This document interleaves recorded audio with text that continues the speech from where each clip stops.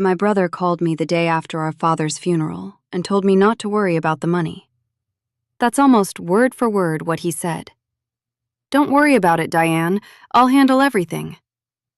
And I remember thinking, okay, he's the oldest. He offered. Dad trusted him. I'll let him handle it. That was the decision that almost cost me $112,000. My father's name was Gerald.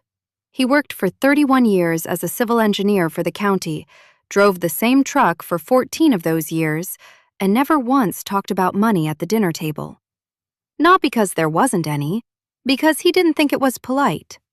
He grew up poor in eastern Tennessee, and he never stopped being careful, even after the careful living had turned into something real.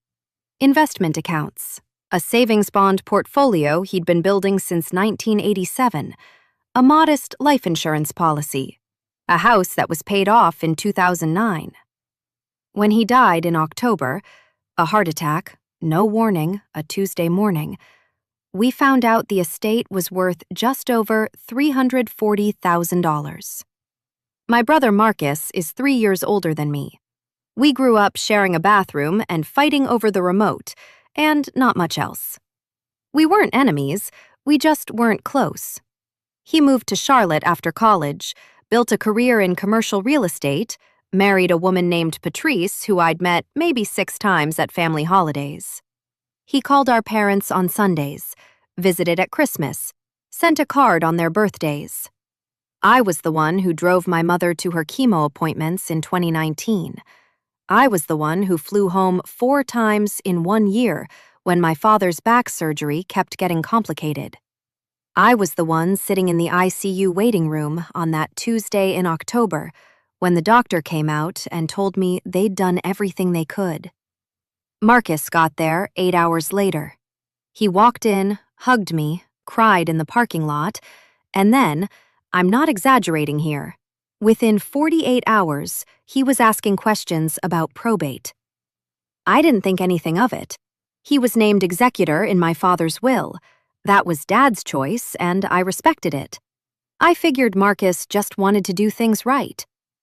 What I didn't know was that the investment accounts, a brokerage account and 2 IRAs, had a combined value of $112,000 at the time of Dad's death. And I didn't know that those accounts didn't have updated beneficiary designations. My mother had passed 2 years earlier. No one had thought to update them after she died. That left them as part of the estate, which meant they went through probate, which meant Marcus, as executor, had full access. The first thing I noticed was that he stopped answering my calls, not all at once, gradually.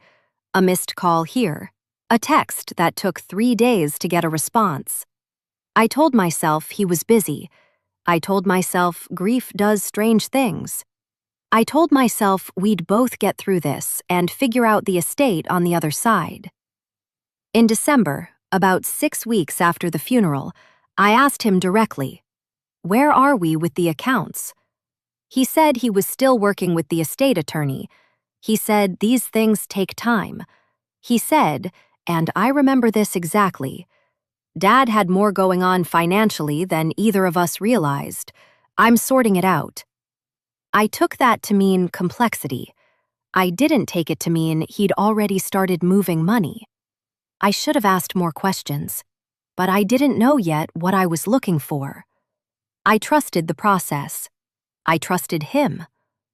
I stopped trusting both in February. I didn't go to the bank looking for anything specific. I want to be clear about that. I went because I needed a copy of my father's death certificate notarized for a separate insurance matter, and the branch near my house was the same one my father had used for 40 years. The branch manager, a woman named Sandra, had known my father since before I was born. She came out from behind the desk when she saw me, held both my hands, told me how sorry she was.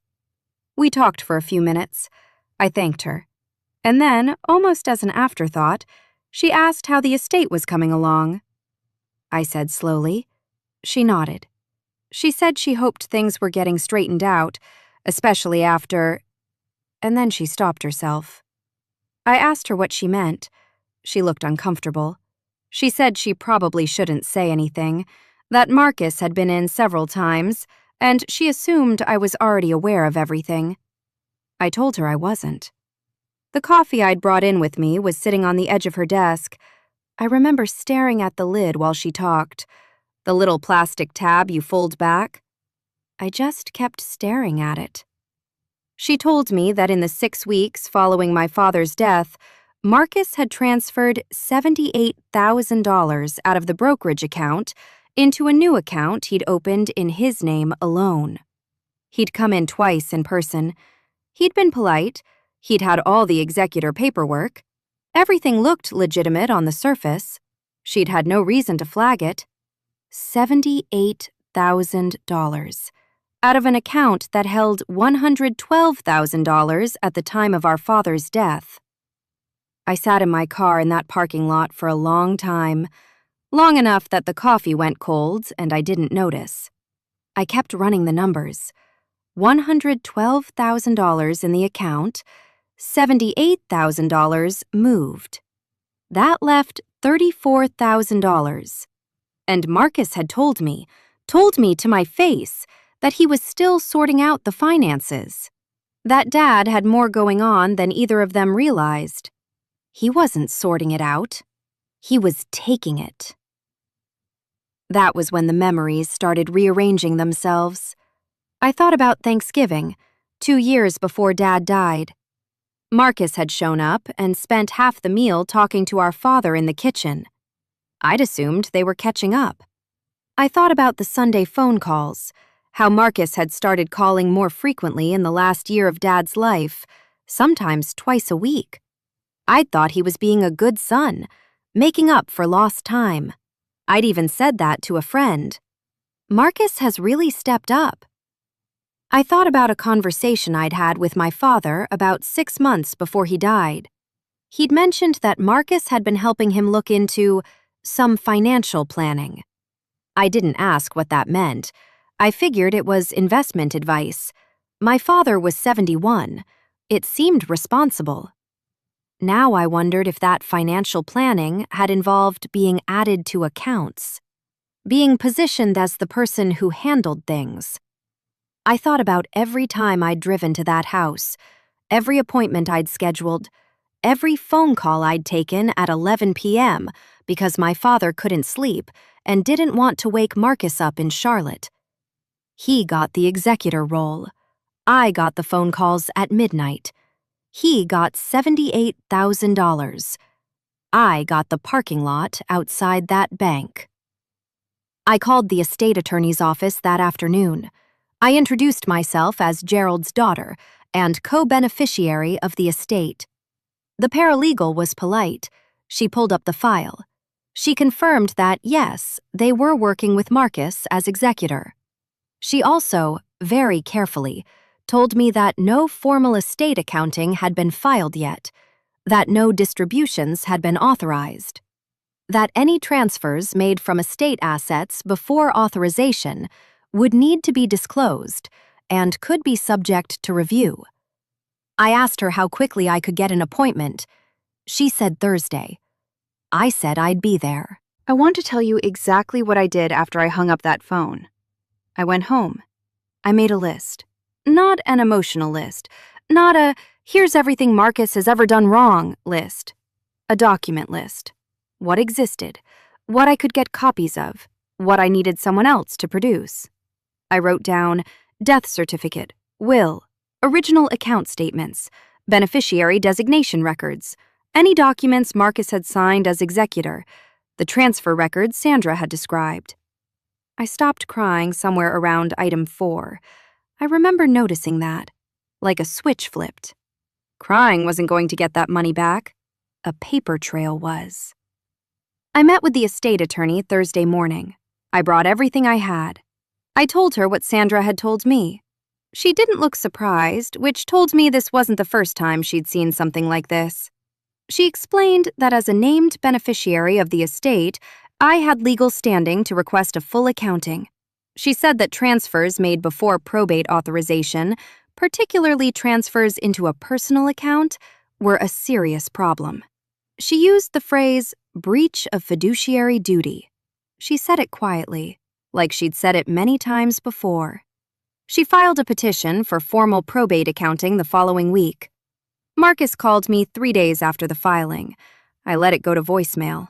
He called again. I let that one go too. The third time, I picked up. He didn't yell. He didn't apologize. He said, and this is the line I keep coming back to, I was managing Dad's assets. That's what executors do. That's it. That's what he said. Not, I'm sorry, not, let me explain. Just a calm, matter-of-fact statement, like he'd rehearsed it. I told him his attorney would be hearing from ours. The accounting process took 4 months. What it revealed was more organized than I'd expected. Marcus hadn't acted impulsively. The transfers had been structured in specific amounts over specific dates. He'd opened the personal account 11 days after the funeral. He'd made the first transfer on day 14, the second on day 31. He'd left enough in the original account that a casual glance wouldn't raise immediate questions. He'd clearly thought about how this would look. What he hadn't thought about was Sandra. Or the fact that I'd need a notarized death certificate. Or that I'd walk into that branch and she'd look at me with that expression. The one that said she thought I already knew. The probate court ordered full repayment of the $78,000 with interest. Marcus was removed as executor. A successor was appointed. The estate was properly administered, and the remaining assets, including what Marcus had taken, were distributed equally between us, as the will had intended. He paid back every dollar, not because he wanted to, because he had no other option once the records were in front of a judge. I used my share to pay off my car and put the rest into a savings account I opened in my own name. I didn't do anything dramatic with it. I didn't need to. What Marcus took from me wasn't just money.